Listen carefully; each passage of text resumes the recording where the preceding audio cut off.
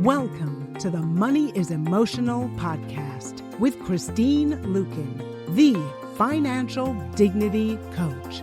In this podcast, we help you recover a positive and peaceful relationship with your personal finances. We do this by bringing together wise money management with emotional intelligence.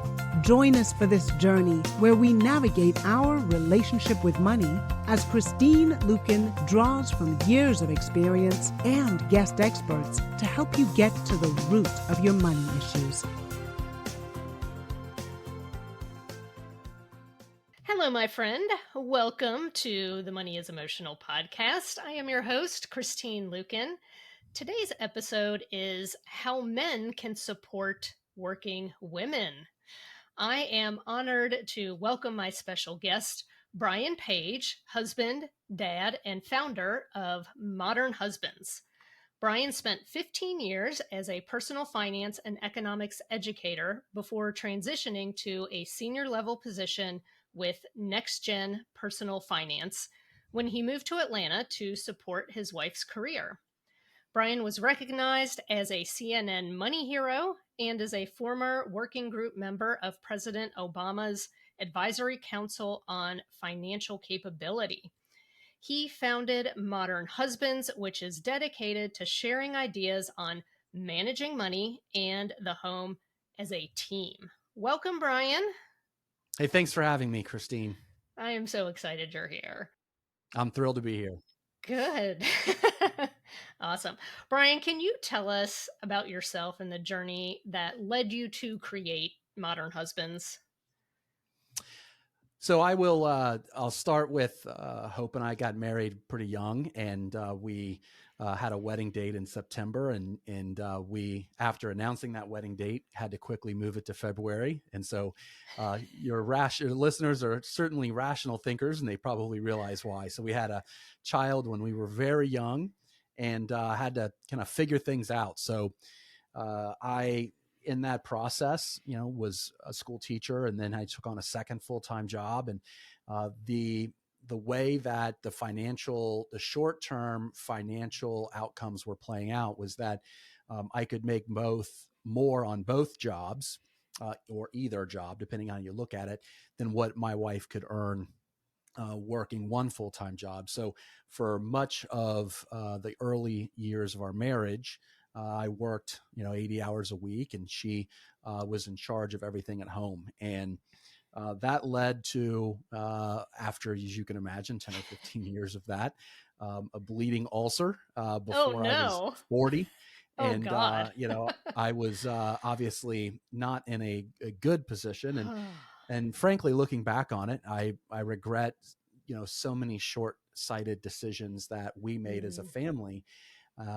And fortunately, we're at a place now in our family where, as a dual career couple, we better understand how it is that we can work together as teammates to be able to manage money in the home. And, the journey from being that, kind of rural Ohio kid who is, kind of in my zone where you're just a provider financially and you're a protector, to now expanding my view on what it really means to be a generous spouse and a caring husband, is something that I try to share through our podcast, through our website, through my toolkit. They're lessons learned firsthand, and they're all research-based. And I think that a lot of folks, and I'm one of them, kind of slipped into the way that we were living our life based on, short-sightedness and societal norms. And in a world where 40% of households are comprised of women who earn the same or more than their husbands, the practicality of that no longer makes sense. And folks have to take a step back and recognize that in the modern marriage and in the modern world, we have to make thoughtful and informed decisions about how we're going to support one another's career and what we're going to do at home to ensure that the family will be successful and our spouses will be successful in their careers. Yeah, I love that. So I am very interested. How has your relationship with money changed now that your wife is the majority income earner in your household. I know you're a dual income, Right. um, but was that an adjustment for you emotionally to not be the primary breadwinner after having done it? Or were you just like, hey, man, this is cool. I am totally fine with this? Yeah, we when we moved, even though we moved for her career, I was still making the same, if not a little bit more, with my new position, and I had a pretty big job, and because of the dynamics in our family, we didn't need two people with big jobs. We really needed one that could at least be the flexible one, Mm, and you know the default of that is that's women. But yeah. there are a number of circumstances at play, and so when we made this transition, it was a little uncomfortable. I feel like that. I don't know if I would have been strong enough or masculine enough to make the decision if I had not already achieved a lot of things in my career that I wanted to. So I Mm, feel like that was part of the reason why I was willing to be able to accept that men can provide in more ways than just bringing home the bacon. Um, yes. and so that it still was difficult. It's still not something that is like I'm like 99% of the way there, but part of me wants to almost be the breadwinner again, just because I feel like deep, deep, deep down, it would somehow make everybody happier. And it wouldn't. It wouldn't. That's the Right. thing that I've learned in this journey. Like if your spouse is earning a really good living and collectively you're making enough to have all of your needs and desires, most of your desires kind of met. Um, Yeah. it's money really is not that important. Like the way that Right. which you provide in other ways is far more important. And that's Hmm. not just me speaking as a sample size of one. That is what the evidence shows, that once you reach a certain income threshold, more money does not buy more happiness. Yeah. And so, yeah, I mean, I think because my wife outwardly expresses her appreciation for everything that I do, where even though I have my own company, um, I've decided, what, I'm going to do everything at home, like, and Yeah. I don't want to say everything. I do 90%. There are some things that she continues to do that she owns. But because she did that for years and she knows how much work that is, she shows Hmm. appreciation. That makes me feel good. I'm making my wife happy. And like, what Right. else are you looking for in a marriage other than like making your wife happy? Now, I want to say that, and this is important, Eve, and this is, I don't know if this is by accident, and I don't know why. We combined all of our finances right away in our marriage, and we've always done that. And we've never keeping financial score, meaning like Mm, just because I was earning more didn't mean that I had somehow more power.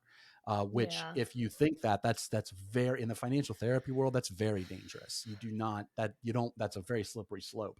Yeah. And so uh, when we made this transition, it wasn't as if she tried to exert more financial authority in the decisions that we were making. Hmm. It's always been us working together to figure out what those decisions look like. Yeah. And I would caution anybody who thinks that the authority that you have in your home is attached to the salary that you bring home. That in itself, at best, is probably is unhealthy, and it can manifest into economic abuse. Yeah. Yeah. Well, no. And I think the more open you are with your communication about money, the easier these sort of changes can be. And, Right. my husband and I next month will be celebrating 21 years of marriage. And we have been through phases. Anybody that's been married for at least a decade, you have been through things like somebody getting laid off or somebody starting a business. And when those things happen, it can be uncomfortable for us to flex and to change. But that's really what's required. And that's one of the Right. things that I tell people when it comes to managing your finances and managing things around the house or with your kids is that once you decide how it's done, it's not like you're chiseling that into a stone tablet and never changing Right. that again. Right. No, that's well said. Particularly because dual career couples really dominate U.S. households. And Mhm. oftentimes, people, when they marry, are at pretty similar earning capacities. And so it's not Mhm. uncommon for people to kind of take turns, not just in breadwinning, but whose career is going to take the priority. Mhm. And I know we're talking primarily about money and relationships, but home management is an important part of that. That if Yes. we have to recognize that if there is one person whose career at that time is going to be the priority, that what that really means is that the things that are necessary to run a home should really be owned predominantly by the other person. Now, in a lot of households, because both parties work and maybe there's not one person who believes that their career should take the priority over the other, then it truly is more of an egalitarian relationship where you seek to have the same amount of leisure time. Um, Yeah. but that's all. That again, I just wanted to make sure that I connected those two things. It's not just about what we're doing with the money we're spending. It's about the amount of effort and time and the roles we have in a home to support the people who are earning money as well, so they can Yeah. concentrate on their careers. Yeah. Well, and I have found that because traditionally a lot of the work around the house is automatically assumed by women, whether Right. by Right. choice or by chance. If you've got a dual income household, then that means things are out of balance. If Yeah, in a lot of instances, yeah, and people, they slip into these societal norms, and I don't think it's necessarily like people aren't like scheming in the background. They just, and it's men and women together. Like a lot of women have seen growing up what their mothers did for them, and their mothers might have been a full time, stay at home mother, and their yeah. mothers might have chosen the flexible career, and so they're trying to do what their mothers did, which is Mhm. is almost unachievable if you have chosen a different career path where you're working full time and you have a big job.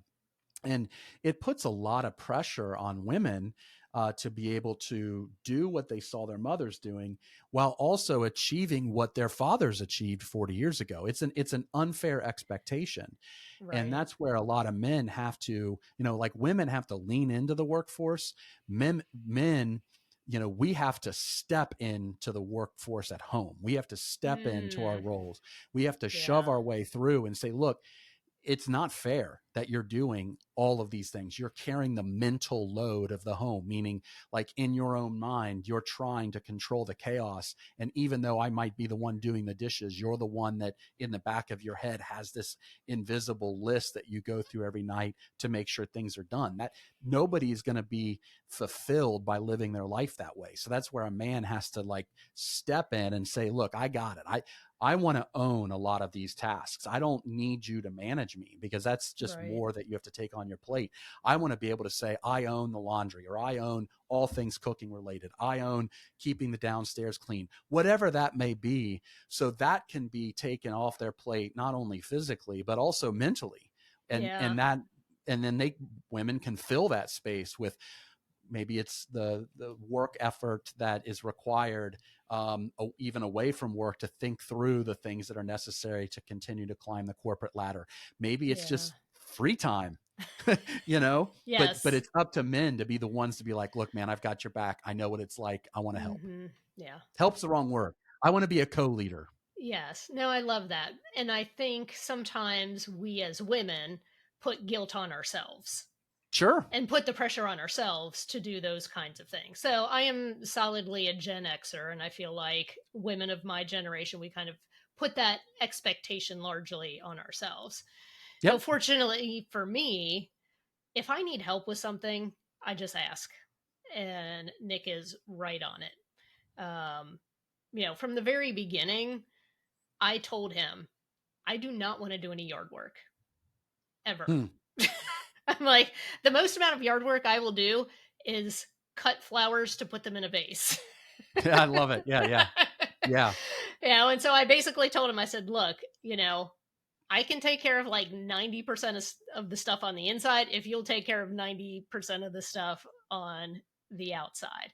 But there are times where I'm like, hey, I need help with this. And sometimes we outsource. I have a cleaning lady that comes Yeah. every other week. And I wanted to let go me into that. tell you, oh my God, I there's been times where I've been like in between cleaning people and it's terrible.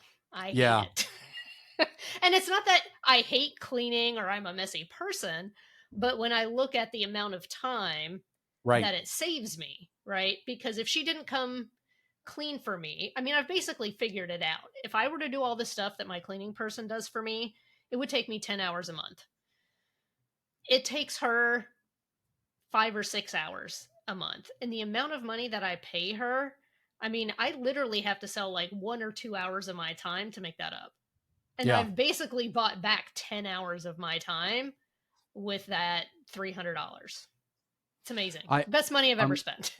I'm glad you brought that up. Like in the econ world, we call that comparative advantage. But when it comes Mm-hmm. to your, home economics, I think like the first thing to recognize is that if you have the financial means, like this notion that when somebody gets a bonus or a pay raise, that you're now thinking about what car you're going to buy next or buying a bigger home or whatever is really dangerous. It's that lifestyle inflation creep that only adds stress. That's all it does.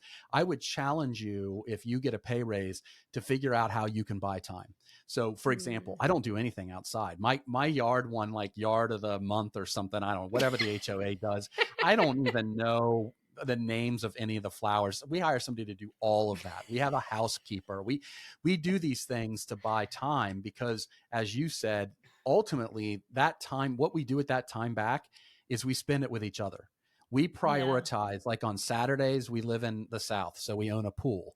And so on Saturday afternoons and Sunday afternoons, we're in the pool. Whereas Yeah. 5 years ago, 10 years ago, there'd be laundry to be done. We'd be doing deep cleaning or whatever it may be. Hire somebody to Mm-hmm. do that. You can Yeah. always make more money, but you can't get time back. So buy your time now, and don't just buy the time and think about like, okay, that's over. I'm going to think about something else. Buy the time and think about, okay, what am I going to do with this newfound time? How am I going Right. to spend it with the people that I love the most in a way that brings me the most joy? Yeah. Well, one of the things I love to say is that money's job is to support your happiness. Oh, that's And good. I like that. if having somebody do your laundry or having somebody clean your toilets or mow your grass supports your happiness, go for it. Now, I've Yeah. got friends. One of my friends, Carissa, she loves mowing the lawn. She's an Okay. author, and so while she's mowing the lawn, she will work out plots for her books in Yeah, her that's head. And smart. so Okay. for her, Yep. like she loves doing that. So it's very individualized It is. what people like doing, what they want to do. And then if neither of you wants to do it, let's figure out who else can do it. And guess what? If you've got kids who are 10, 11, 12 years old, one of the best things that you can do for them is teach them these life skills of how to properly do the dishes, how to do the laundry, how to start weed eating, right? Like free child labor. Well, and there's solid research that shows that children who are doing age appropriate chores, and that's the expectation in the home, that they end up growing up to be more resilient. So it's Mm-hmm. not just more responsible, more resilient. I think Yeah. parents are doing a real disservice for their kids if they don't make their kids do any chores whatsoever. Yeah. My parents were very good about that because my mom went back into the workforce. She went back to college once my brother went into first grade, Hmm. and she went back into the workforce when my brother, I think, was probably around fourth or fifth grade. And so when we came home, we were latchkey kids, right? You remember that. It was okay to leave your Mhm. kids at home Yeah. with nobody there back in the 80s other than your, 13, 14-year-old kid who's watching the younger sibling. And I remember my brother calling my mom, telling her he was hungry. He actually interrupted her in a meeting. And she was like, "You're going to have to learn how to make a box of stovetop stuffing or put something in the microwave because I do not have time for this right now." Yeah. And so what's amazing now is my brother is an excellent cook. And Nice. he probably cooks as much as his wife does. So I know that my sister-in-law is super grateful for my parents teaching my brother and me those kinds of life skills. Good for him. I love to Yeah. cook. Love to smoke and grill, and yeah. Oh yeah. uh, so were there or are there still stereotypes that you and your wife encounter regarding how you've decided to manage money, parenthood, and your household? Most people don't talk about money, like how is it that you manage money, right? So it doesn't Right. typically come up in casual conversations. If it does, it's because they know it's my background, so they really just have questions about their own marriage. But I feel like, believe it or not, like they're kind of dying. Like a lot of the people that I surround myself with, I mean, actually all of our friends, both of them work, both of them have big jobs. I mean, it's a different world now. And that's one of the reasons that I started the company, is that outwardly it's a different world. Mm-hmm. When I say that, like professionally, it's a different world. But inside the privacy of people's homes, there's still a lot of gender norms that do drive frustrations and arguments in marriage. And that's what I hope to accomplish. I think that the men who, at least these are a lot of my friends, who just looked at it kind of a matter of factly, like real practically, of, Yeah. my wife works, she has a big job, like I work, I have a job. We just got to work together and figure it out. Those are the ones where it's pretty easy. And the tips that we share are tips that just take their relationship and add time and value to it. But most, at least in my friend group, you're not breaking through barriers in the home. I don't talk to people personally who are like, my wife, nope, she has to do everything at home. I don't care if she's a doctor, it doesn't matter. She's doing my Uh, laundry, she's doing the cooking and cleaning. And I mean, or maybe they don't tell me that because they know I'd probably throat punch them. Um, but yeah, I don't encounter that. You do see, I think where you see a lot of it is younger couples who are still trying to figure out their way, mm, uh, who are just assuming that they're going to do A, B, and C without having a conversation where there's a deliberate goal of like, how can mm-hmm. we make our home function like a business, right? Mm, And when I say yeah. that, I'm not suggesting to take the romance out of your marriage. What I'm suggesting is to add romance into your marriage by making sure that the things that are needed for your home to function efficiently and productively are done well. So you have Yeah. more time with each other to spend in joyful ways. Yeah. Well, when you and I were on our Instagram live a few days ago, you mentioned something about um you take over a lot of the appointments for the kids and Yeah. sometimes you have had to Oh, yeah, right. train. You've had to train people. So tell us about that. Yeah, that's a good point. Yeah. So, anytime there's like a doctor's appointment, anytime that there's anything involving like a parenting group, the assumption is that my wife would be the main contact, the primary contact. Yeah. And I have to like break through to them, like, don't call my wife. She's probably in big meetings. Like, she's got a big job.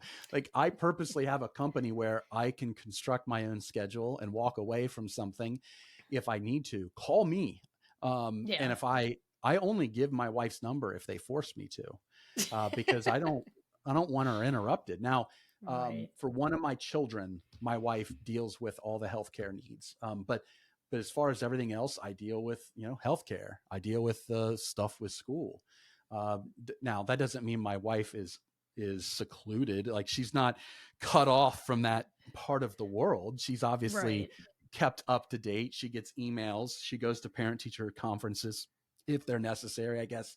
Now, what do they do? Like, to kick off the year, like whatever the kick off the year kind of festivities are, where you walk around and meet the teachers. Yeah. She actually did that this year for the first Yeah. time without me. But that's where I think men are still, kind of at a disadvantage, or little things like, I noticed that when I go to the restroom in restaurants or whatever, there's not a changing table. Well, Mm. like, I like right now, if I had a child that was young, I would have to where would I take my kid to change his or her diaper? Yeah. Right? Like, these are the little things that I think society still has to catch up with, that are kind of frustrating for men who are like, we're parents, we're parents too. I change diapers Right. too. Yeah. Dare to enter the Wealthy Woman Book Club, where answers exist to forbidden questions, where women of all ages and income secretly gather, where knowledge is shared, where possibilities are explored, where women claim their power. Dare to stay a spell in the Wealthy Woman Book Club. In this place, we lift each other up. In this place, we start dreaming again. In this place, we see financial miracles. In this place, we grow through the glory and the failure. In this place, we step into a new identity. Dare to champion the Wealthy Woman Book Club. We're creating a future where women are financially empowered across the globe. We're creating a future where our daughters stand on equal financial footing with our sons. We're creating a future where we purchase with our principles rather than price tags. We're creating a future where we use the power of money for the benefit of people and the planet. Welcome to the Wealthy Woman Book Club.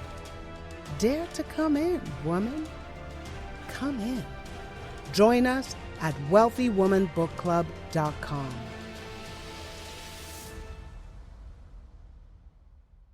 Yeah. No, I love that because I told you on our live, I have several um, cousins, male cousins, who are stay at home dads. Okay. That's And right. I forgot they about have that. young kids. One's got one in diapers, the other one is like they're just getting out of that potty training stage. So, yeah, I can totally see that. So, what's the best piece of advice, financial or otherwise, that you have for men like my cousins, or they're new at this stay-at-home dad kind of thing? You know, the I guess the most important piece of advice is to meet weekly to discuss everything that involves the business of your home. Mm, And so, whether that's a money date in combination with your household management date, you need to sit down weekly and make sure that your spouse is aware of what's going on. And, for money dates, there's countless reasons why you would have them. It could be, big goal setting dates. It could be just reviewing where we are right now, that kind of thing. mm-hmm. Um, but for household meetings, it is just to keep them in the loop. Because let's say you're a woman and you're grappling with the kinds of emotions that you were talking about before, where you saw your mom doing ABC at home because your mom didn't work outside of the home, or she had the flexible career, there's going to be a feeling of fear that they're not like meeting the expectations their mother met for them. And one of the Mm-hmm. ways that you can address that fear is to make sure your wife is in the loop with everything. Like, here's what's Yeah. going on this week with our kids. Here's a soccer game. And make it easy for your wife to attend these events. So we have a shared calendar. So I Yeah. always put on our shared calendar when Bryce has tournament games, when Carson has work, whatever it may be.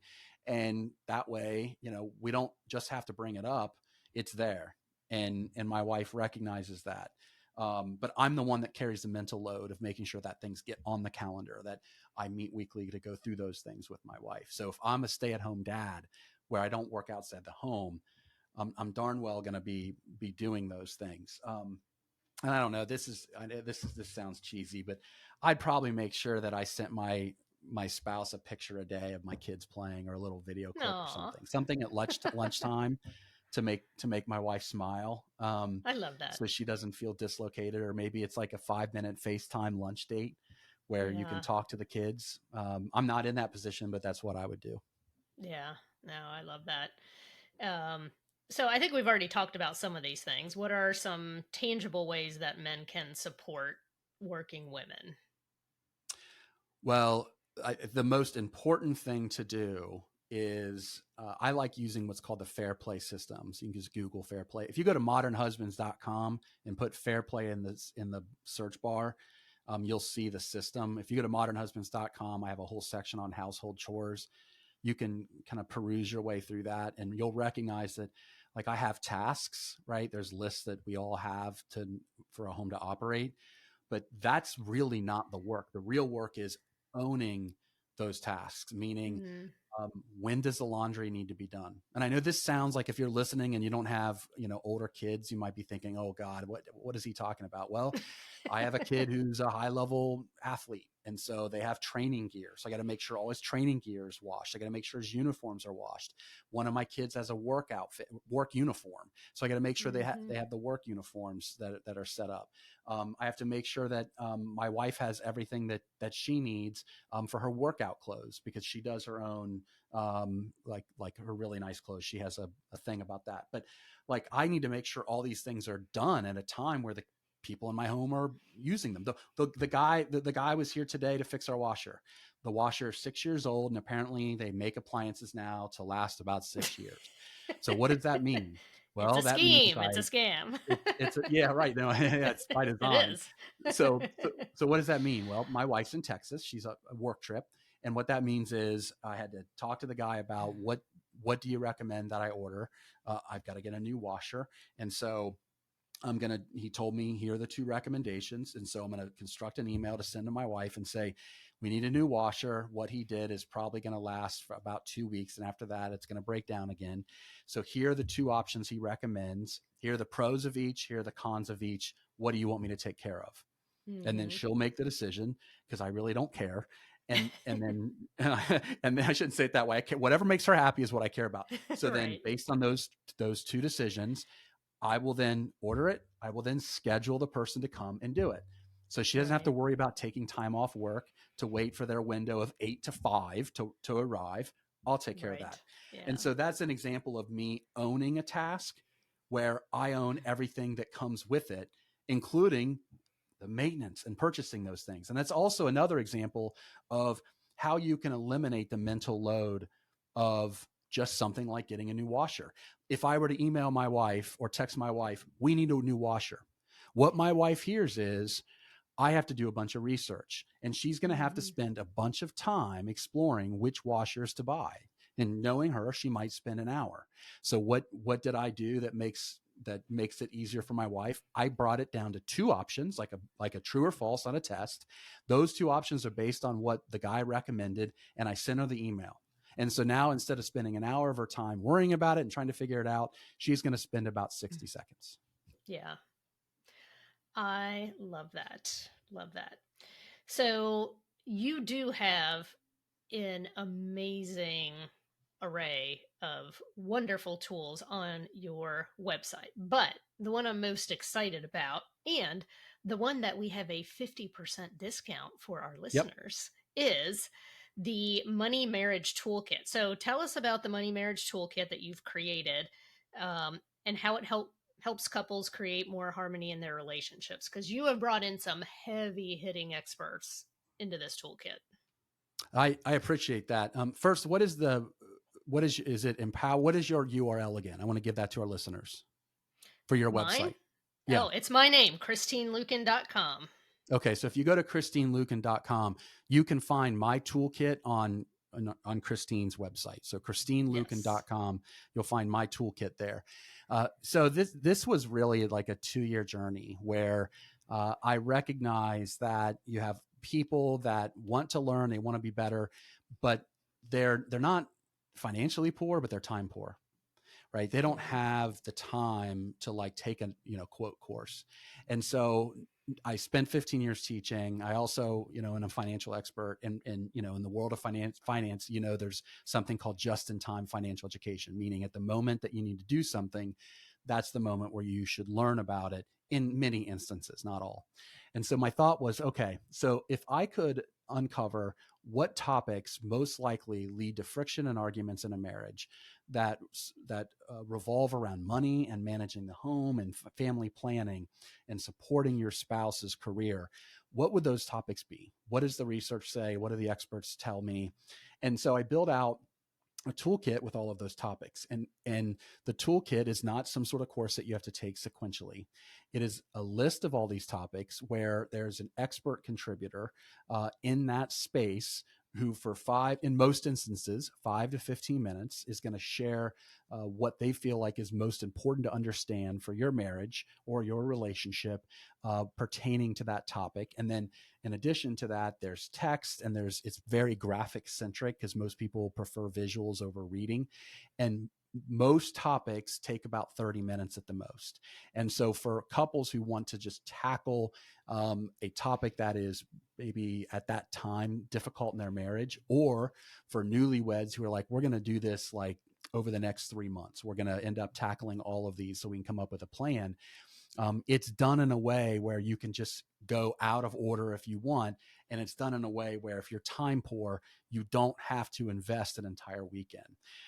I've been really blessed that the experts who contributed to this really are the national leaders in this space because they believe in the importance of, in a modern relationship, an egalitarian relationship inside the home, meaning both spouses are working together as a team. Both spouses, in many cases, have full-time jobs. If not, they're bouncing back and forth where maybe they're taking turns. And that in order for a marriage to be strong, there are certain things that you can't learn in school that have yet to be learned by couples. And I taught personal finance for years, but you can't teach to high school students the relational aspect of managing money. That's why much of the toolkit is full of financial therapists who address not only understanding the fundamentals of personal finance, but honestly, a lot of it's like, how do you go about having the conversations? How do you recognize your own value sets? How do you recognize your own behaviors? And through that, how can you also understand that in your partner and work together to get on the same page? And that can be tricky. And that's why money is the number one cited reason for divorce. It's the number one cited reason, depending on the survey, for friction in a marriage, because a lot of people don't know how to have these conversations. So the toolkit isn't just like, hey, here's a Roth IRA. Like, that's a waste of time. You can YouTube that. It's like, okay, how do we have a conversation about retirement planning? Or I have to prepare for retirement. How do I know which financial planner to select? Because there's all these acronyms out there. Which one is legally required to put my financial best interest ahead of their own? Which one has the training that I need to work with both my spouse and I? Like, these things where I'm empowering you to make informed decisions. I'm not just regurgitating basic financial concepts that you can learn on TikTok. Right. Yeah. Well, and it's not just money, right? When you tell us some of the different topics, because I think you do cover things like household chores, etc. Yeah, we do. Yeah. So on the finance side, think about, the fundamentals of finance, how to have conversations about money in your household, but take that and put that to the side for a second. There's a whole section on home management, meaning like, how is it that you can structure a system in your home to operate like a well-oiled machine? And there are layers of complexity that you have to address to be able to get to that point. And I have the leading experts who are contributing to the toolkit that help us work through those layers. Like Eve Rodsky from Fair Play, you can Google her. I mean, she is the expert when it comes to this. Dr. Kate Mongino, who authored Equal Partners. And so you have those complexities that you have to work through. And then, of course, you have the fact that when you both have big careers, how is it that you can support one another through those careers? So as an example, one of my advisory board members he lives in New York City. He has a big job. His wife, he would tell you, has a bigger job because of the emotional toll it takes. So she is an ER surgeon. So when she Wow. has a bad day, people die. And she's an Yeah. ER surgeon at the busiest hospital in the country in New York City, where the most gunshot victims go. And so Wow. he makes sure that when she gets home, that the home is a place where she feels safe and comfortable and can disassociate herself with all of the ugliness that she had to experience on the job. And it talks Yeah. about how he goes about that and why he goes about that. And interestingly, I had done a podcast with him and his wife and posted it on my YouTube channel. And somebody like commented like something pretty chauvinistic, like, "Oh, is it? Oh, so she wears the pants." And it's amazing when you hear this. It's like, wait a second, if he was the doctor and she was doing this for him, you probably would have said, "What an amazing supportive wife." Like, Right. and that Yes. there's still some pigs out there that you have to like ignore. You're not going to be able to help them Mm-hmm. understand that, women have brains too, and that they have big jobs too. But for Yes. those of us who are not pigs, who are perhaps just kind of new to this whole concept, and we want to learn and make sure that we show our spouses the love they deserve and support that they need to be able to be great in their career, the toolkit has topics like that. It has some family planning topics, like how do you address the size of your family? What decisions do you make when you're going about like how to structure that? How do you have what healthy living choices do you want to make? Like Dr. Brigman from the University of Georgia, who runs their nutrition department. Healthy living is a big part of it. So you've got Yeah. Jeff Gertz, who's a national expert in how men who work can find practical ways to stay healthy. So anyhow, yeah, the toolkit, we basically address anything in a marriage other than, and we don't do anything with like infidelity and religion. So this Yeah. is a good tack on for people who perhaps took some sort of preparation through their church before they got married. Like this would be a good toolkit to bolt on to that. Yeah. So the church has a course, we have a toolkit.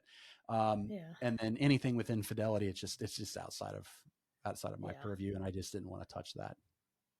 I don't blame you. Well, Brian, I think you and I could probably talk for 2 or 3 times the amount of time we've already been here. But as I'm looking at the clock, I'm like, oh my gosh, we're already running out of time.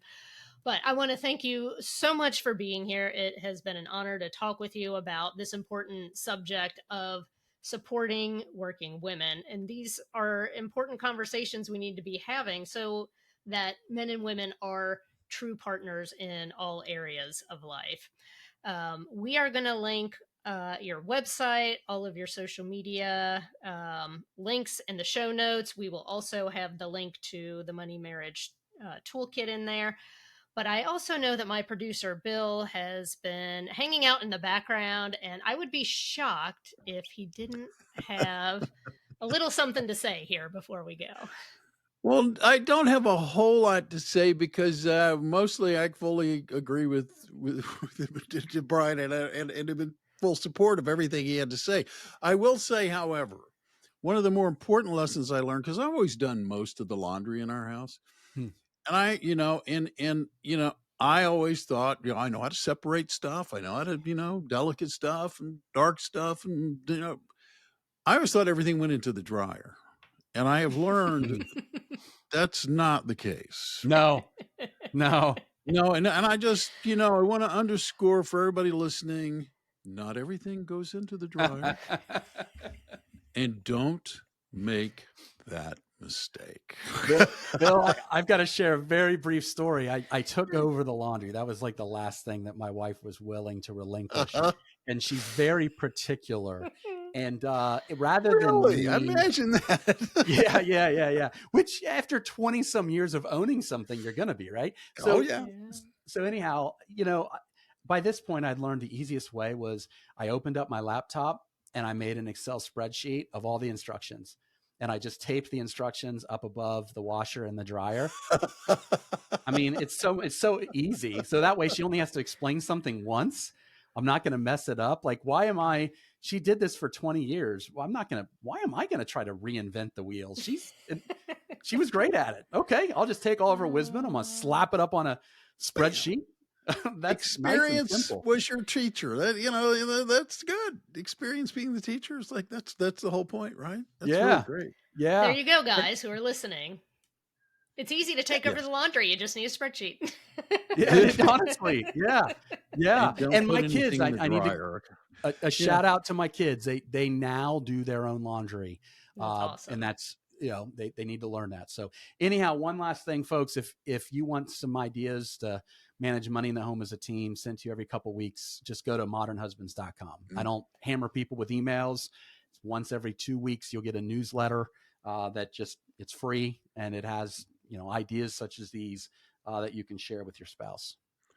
Awesome. Oh, that's fantastic. That's great. Christine, thank you for introducing us to Brian. That was a really interesting conversation, and it was a conversation that maybe some people just sort of needed to hear, as a matter of fact. Well, fun fact, Brian found me because of my "I disagree with Dave Ramsey" post. Yeah. He quoted me for one of his articles about it, and it was really good. He basically dismantled some of Dave Ramsey's advice with literal financial calculations of like, Dave says to do this. Here's how much that'll cost you if you do that. Right. No. It was good. Yeah. But it's all in good fun.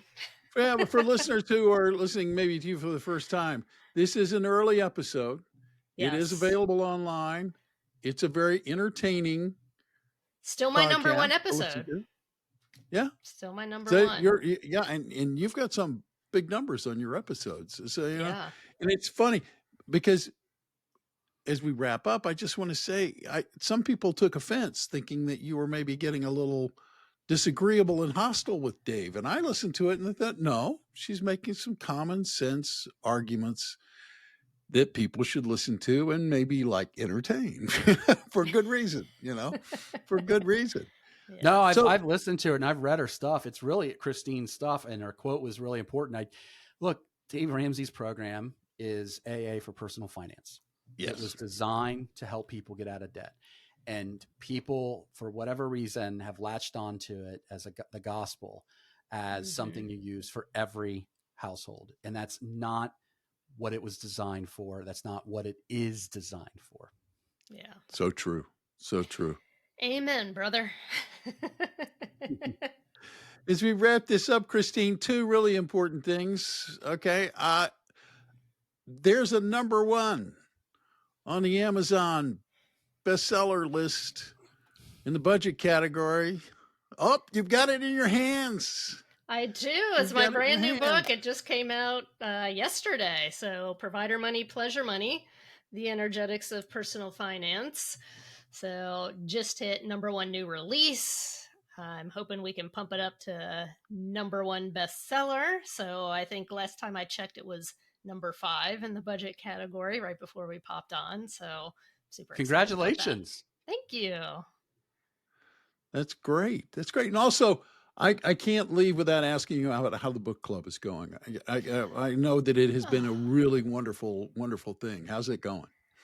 I really wish I could put it into words, Bill. The conversations that we are having with the women in the Wealthy Woman Book Club are just phenomenal. Out of this world. The questions that are being asked, the way that women are taking back their power around money has just energized me so much that I know 1,000% that this was the right thing to do. And I can't wait to get this to the point to where I am licensing other people to start their own chapter of the Wealthy Woman Book Club, because I think that's going to happen soon. That is great. That's fantastic. Yeah. For those who don't know how to join or, how to access that, how would they hook up with that? Well, Everything is on my website. So if you go to christineluken.com, right up at the top, it says Wealthy Woman Book Club, or you can go to wealthywomanbookclub.com. You don't have to be wealthy. You don't have to have a certain net worth. You don't have to have a certain income. You just have to have the commitment that you want to do better with money and you want a community of safe and supportive women to do that with. That's great. And I'm glad you made that distinction, because I worry that sometimes people think, oh, if I want to be wealthy, I got to be wealthy. And that's just not how it works, is it? Nope. That's just not how it works. I call the ladies in there, they are wealthy women in the making. Beautiful. That is great. That is great. For those of you who are listening to this podcast for the first time, there is something that you really should do. You probably already did it already. That is, reach out and hit the follow button and become a subscriber, because that way, every time Christine drops a new episode, you're notified. That easy. Then you can listen to it. You don't have to remember like when and where you heard it or how often it comes out. It's there. And then once you're a subscriber, you can go back and find the episode of Dave Ramsey and give that a listen, because you'll enjoy that. Okay. We'll link it up. Don't worry. Beautiful. Beautiful. I mean, until next time, I'm Bill Tucker, the producer guy, working with Christine. And on behalf of Christine, I want to thank you for listening to today's podcast. And I want to remind you that you can go out today and make today a great day or not. It's your choice. Use it wisely. Thank you for listening to the Money is Emotional podcast. To get in touch, visit our website at www.christineluken.com or drop us a line at hello@christineluken.com.